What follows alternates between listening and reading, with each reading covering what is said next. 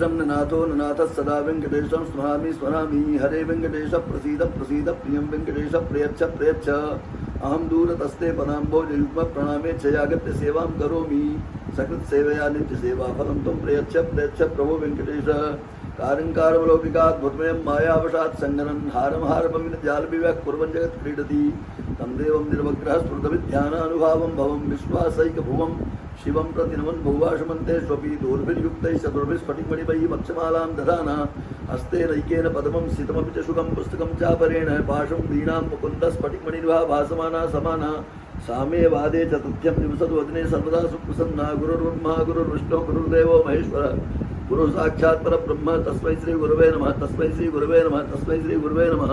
लक्ष्मीनाथ समारंभां नाथयामनमध्यमां अस्मदाचार्यपर्यन्तां वन्दे गुरुपरम्परां वन्दे गुरुपरम्परां वन्दे गुरुपरम्परां। यहाँ पर विराजमान क्या नाम है?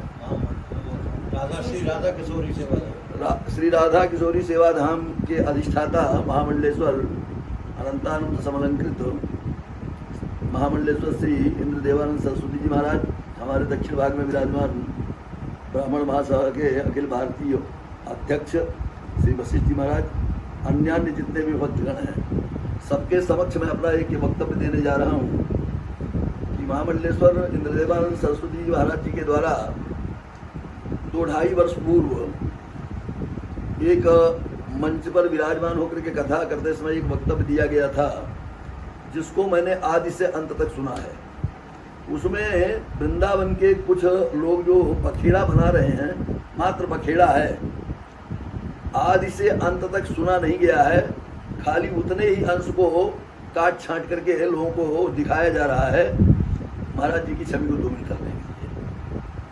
और वस्तुतः इसमें जो फूलडोल बिहारी दास है, फूलडोल बिहारी दास मेरा पढ़ाया हुआ चेला है, और शास्त्र में कहा गया है कि एक अक्षर अगर किसी से पढ़ लिया जाए तो वह भी गुरु होता है, जबकि उसको मैंने न्याय परिशुद्धि पढ़ाई है। जगन्नाथ दास श्री वैष्णव इसके साथ पढ़े हैं, फिर भी गुरुद्रोही है वो। और दूसरी बात, गुरुद्रोही नहीं ब्राह्मण द्रोही भी है, और ये सब जगह टांग रहता है। आप सभी लोग जानते होंगे श्री रामानुज संप्रदाय में एक श्री गोदा हरिदेव दिव्यदेश है, जिसके पीठाधिपति अभी 2-4 महीने पूर्व वैकुंठवासी हो चुके हैं। उनका नाम था जिया स्वामी श्री देवनारायण महाराज। उनके परम पद प्राप्त हो जाने के बाद जिन्होंने अपने रहते रहते उनकी सेवा में जो निरंतर लगे हुए थे नारायण स्वामी जी महाराज, जिनको हरिद्वार का महंत और कहीं का 30-40 उनके आश्रम हैं, 2 आश्रम के महंत पहले से बना चुके थे, लेकिन वृंदावन के गोदा हरिदेव दिव्यदेश को जिनको बनाया था, उनके आचरण को ठीक न देखते हुए उनको निष्कासित किया। नारायण स्वामी को फिर वहाँ पर अभिषिक्त किया। वहाँ भी फूलडोल ने टांग अड़ाया, और टांग अड़ा करके मुकदमा होने की स्थिति बन गई है। ये कुचाल जो है फूलडोल की है। वहीं पर जहाँ पर रथ का मेला लगता है, रथ के मेला से जब आप लोग कात्यायनी पीठ में प्रवेश करेंगे तो यहाँ ब्रज में कहते हैं उल्टे हाथ, अंग्रेजी में कहते हैं लेफ्ट हैंड। हम पूर्वांचल का मेरा जन्म है बाएं हाथ। बाएं हाथ में एक संगमरमर की बिल्डिंग है जिसका नाम है श्री रघुनाथ आश्रम। वहाँ के जगत गुरु रामानुजाचार्य स्वनामधन्य श्री सीतारामाचार्य जी का वैकुंठवास संभवतः 25 मार्च को हुआ है, अभी 2 मार्च बीता है।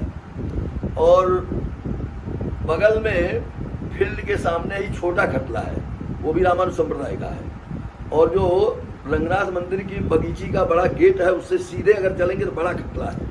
बड़ा खटला में जो बड़ा खटलेश्वर है रामेश्वराचार्य, वो जैसे एक कहावत है ना कि दूसरे के कंधे पर बंदूक चलाना, किसी को मोहरा बना करके पूरी संपत्ति हजम करने का प्रयास किया जा रहा है। उसमें बहुत बड़ा योगदान है फूलडोल बिहारी दास का। फूलडोल बिहारी दास को एक अक्षर नहीं आता, मैं शास्त्रार्थ के लिए चैलेंज करता हूँ। फूलडोल बिहारी दास अगर अपनी माँ का दूध पिए हों तो शास्त्रार्थ सभा बुलावें, और हमारे सामने एक अक्षर भी अगर बोल दें तो मैं अपना नाम बदल दूंगा। या उनका सपोर्ट करने वाले पूरे वृंदावन में जितने लोग हों, वो हमसे शास्त्रार्थ करने को तैयार हो तो आकर के खड़े हो जाएं। महामंडलेश्वर इंद्रदेवानंद सरस्वती जी महाराज जी का जो वक्तव्य है आदि से अंत तक यह है कि ग्रामीण अंचल में जो रामलीलाएं होती हैं, रासलीलाएं होती हैं, वहाँ राम का स्वरूप धारण करने वाले या सीता का स्वरूप धारण करने वाले, कृष्ण का स्वरूप धारण करने वाले, राधा का स्वरूप धारण करने वाले जो पुरुष वर्ग होते हैं, वो पर्दे के पीछे जाकर के बीड़ी पीते हैं, सिगरेट पीते हैं, शराब पीते हैं, आदि आदि आदि आदि, यह इनके वक्तव्य में है। लेकिन बाद में जो इनका वक्तव्य है कि भले वो कुछ भी करते हैं, उससे हमारा कोई लेना देना नहीं है, वो राम के रूप में है। मंच पर राम का मंचन उनके द्वारा किया जा रहा है, सीता का मंचन उनके द्वारा किया जा रहा है। और वो जो किसी फल विशेष का नाम महाराज जी ने लिया है कि ब्लाउज अगर टाइट ना होता तो वो गिर जाता, उसका अर्थ का अनर्थ किया जा रहा है। स्तन हम समझ रहे हैं, भले वो स्तन शब्द का प्रयोग नहीं कर रहे हैं, लेकिन महाराज जी को विकृत करने के लिए, इनकी छवि को धूमिल करने के लिए कि वो गिर जाता। तो जब रखे हो तभी तो बने हो, सीता बने हो, राधा बने हो, पुरुष तुम पुरुष होकर के रासलीला में जो सीता का रोल कर रहे हो, राधा का रोल कर रहे हो, अगर ब्लाउज ढीला होगा तो गिर जाएगा, कैसे तुम पता लेगा तुम स्त्री हो। ये इनका कहने का भाव था।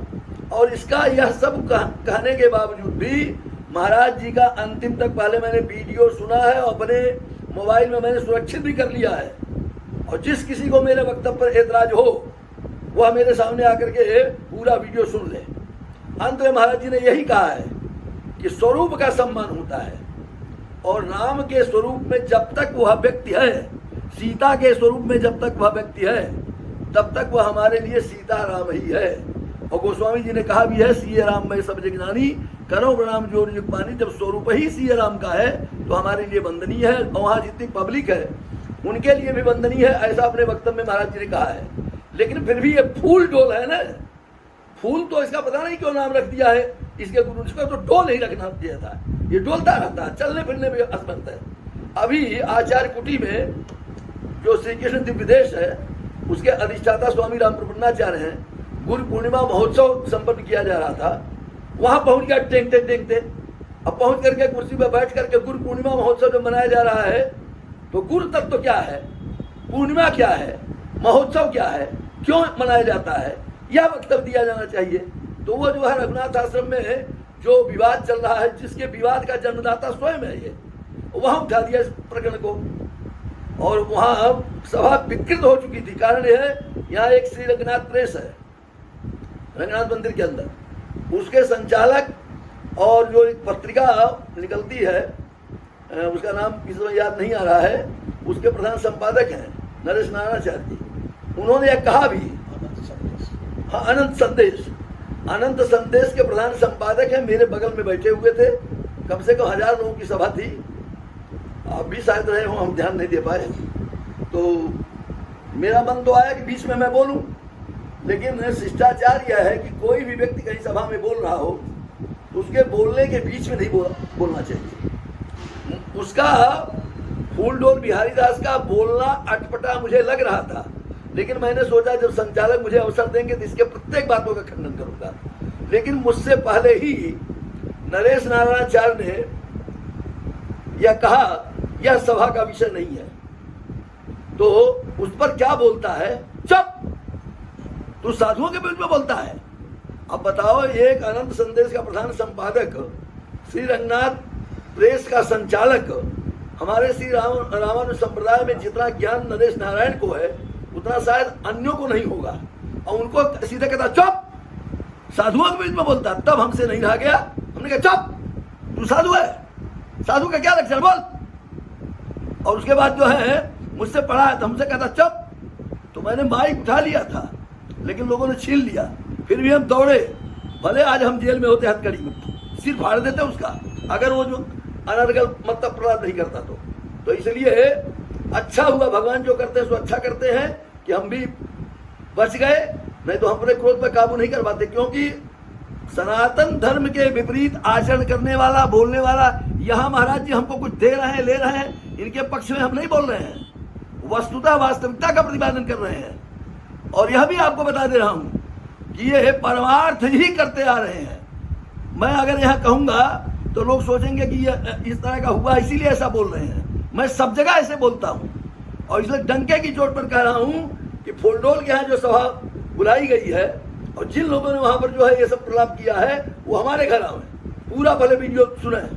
अगर जितने अंश को काट छांट करके, क्या एडिटिंग कहते क्या कहते हम तो नहीं जानते, सब चीज़ उसमें हम माहिर भी नहीं, हम तो ABCD नहीं जानते मोबाइल का, लेकिन पूर्ण वीडियो को सुनने के बाद अगर वो करते हैं तो शायद जितने लोग वहाँ, बहुत से लोग खिसक जाते, करे हमको फालतू में यहाँ बुला लिया गया है, इसलिए जानकारी करनी चाहिए। यहाँ जितने भी संत महंत वृंदावन में रह रहे हैं सभी लोग जो है राम के स्वरूप में, सीता के स्वरूप में, कृष्ण के स्वरूप में, राधा के स्वरूप में, यहाँ जो रासधारी लोग हैं या रामलीला करने वाले लोग हैं उनका बड़ा समादर है संत समाज में। और बड़े बड़े अच्छे अच्छे संत लोग जाकर के जैसे राधा कृष्ण साक्षात हों, जिनकी प्राण प्रतिष्ठा मंदिर में की गई हो, सीताराम साक्षात हों जिनकी प्राण प्रतिष्ठा की गई है, उनको साष्टांग प्रणाम करते हैं। तो यहाँ के संत महंत जितने लोग भी हैं सबके सब रास लीला करने वाले जितने लोग हैं वृंदावन के या रामलीला करने वाले, उन छवि को साष्टांग प्रणाम चरण स्पर्श पूर्वक करते हैं। वही भाव महाराज जी का भी है, क्योंकि अंतिम में अपने वक्तव्य में इन्होंने कहा है कि जब वह रास मंडल से, रास मंच से या रामलीला से पृथक होकर के जो उसका वास्तविक नाम है उस नाम में कहीं घूम रहा हो तब उससे हमें कोई लेना देना नहीं है। लेकिन जब तक रास मंच पर है, जब तक राम लीला में है, तब तक वो हमारे लिए आदरणीय परमात्मा स्वरूप राम है, आदरणीय जगतजननी जो है सीता है, आदरणीय जगतजननी राधा है, आदरणीय जो है लीला पुरुषोत्तम श्री कृष्ण है। यह भाव इनका अंतिम वीडियो में है, मैं सुनाऊंगा, क्योंकि यह वक्तव्य देने से पहले मैंने कहा पूरा वीडियो हमको पहले सुनाइए, और मैंने कहा मेरे में ले आइए। मैंने देख लिया है, सुन लिया है, इसलिए जितने लोग काट छाट करके प्रचार प्रसार कर रहे हैं, महाराज जी के छवि को धूमिल कर रहे हैं, बेकार प्रयास कर रहे हैं, उनका प्रयास बिल्कुल निरर्थक है। 3 व्यक्ति कर रहे हैं, हम 3 व्यक्ति हो, चाहे 50 व्यक्ति हो, चाहे 1000 व्यक्ति हो, वृंदावन किसी की बपौती नहीं है। वृंदावन जो है योगेश्वर लीला पुरुषोत्तम कृष्ण की धरा है, जगत जननी जगदम्बा राधा की धरा है। यहाँ सबको रहने का अधिकार है। कौन होता है निकालने वाला? कोई। कौन होता है बहिष्कृत करने वाला? कोई।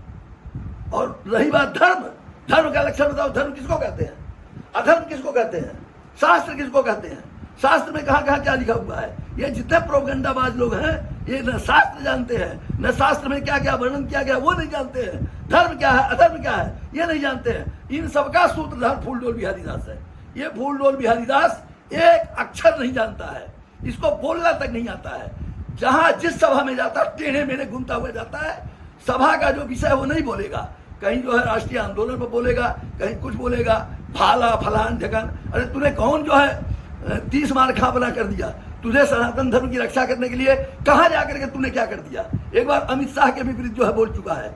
अमित शाह अगर टेढ़ी नजर कर देना तो वृंदावन में रहने नहीं पाएगा। तो कहने का मतलब मेरा यह है, मैं इतना ही कहना चाहता हूं कि मैं महाराज जी के साथ था, हूं और जीवन भर रहूंगा। और देखता हूं कि कौन जो है महाराज जी के खिलाफत करता है या मेरा खिलाफत करने के लिए कोई पैदा हुआ तो आवे, मेरा सामना करे और मुझसे शास्त्रार्थ करे। शास्त्र क्या होता है?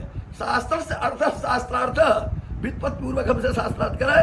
व्याकरण में, न्याय में, वेदांत में, मीमांसा में, सांख्य में, योग में, जिसमें जिसको आना हो आ जाए मेरे सामने। इसलिए महाराज जी के छवि को धूमिल न करें, न करें, न करें। और यह भी जो वीडियो है आज का नहीं है, 2-2.5 वर्ष पूर्व का है। 2-2.5 वर्ष पूर्व कहाँ थे ये लोग? अभी 2-2.5 वर्ष पूर्व ये वीडियो जो हुआ है, महाराज जी का जन्मदिन मनाया गया है।